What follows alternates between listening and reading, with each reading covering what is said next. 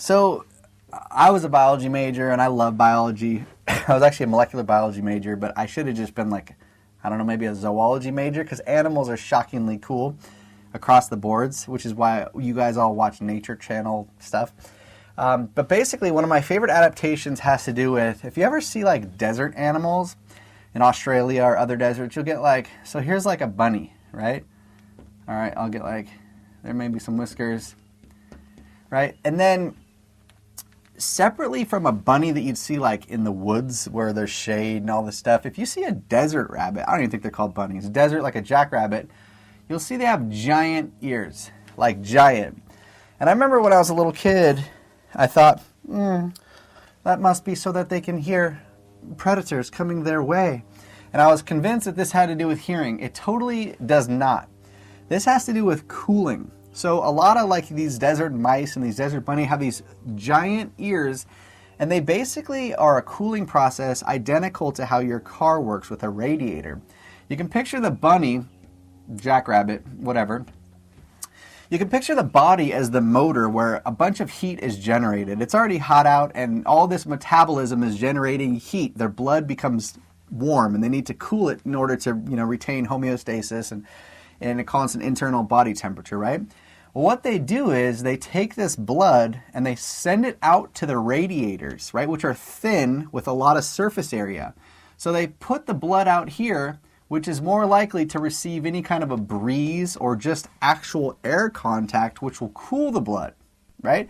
And then that blood travels back and it's a way to cool the rabbit down, right? And so without this much surface area, this big flat spot, to cool their blood, they would probably overheat and die. And the ears are just happen to be a convenient radiator that's already built in. So instead of like having a whole new, actual like body part, let's just take the ears we already have and over time evolve them long, bigger, larger, and larger with more surface area to totally cool this bunny.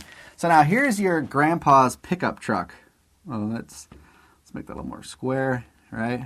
It's a pretty decent pickup truck. Right in the front of all, that's actually terrible. I'm just going to redraw that. Right in the front of all cars, right? If you actually look, the motor is here, and the motor gets extremely hot, right? And so you have all these fluids in there. You have oil and stuff that's getting super, super hot. And so how do they cool it down? They don't have ears, unfortunately, on a car. So they have a flat organ here called a radiator, right? And the point of the radiator is liquid that surrounds the motor is sent here out and it flattens out over a huge surface area. And what hits every car as it drives? Wind, similar to that hits the bunny's ears. The wind hits this coolant, this liquid in the radiator, cools it down, and that is sent back to the motor to cool the motor.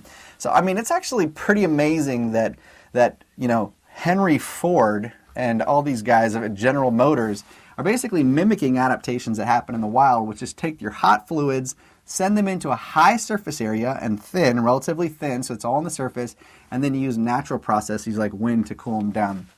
I think it's pretty cool. We sweat, humans sweat, which is a similar process, but it's actually not the same. So when you talk about these really cool jackrabbits and things and mice in the desert with these huge ears, no longer will you be fooled into thinking that somehow they need to like hear better than other animals. Like, how come I don't have huge ears? I like to hear. It has absolutely more to do with cooling than it does hearing. And so this adaptation is one of my favorite. Again, it's the cooling down process for desert critters. And remember, if you're having a hard time at your local high school, you can take these courses online at Silicon Valley High School and the credits will be transferred back to you.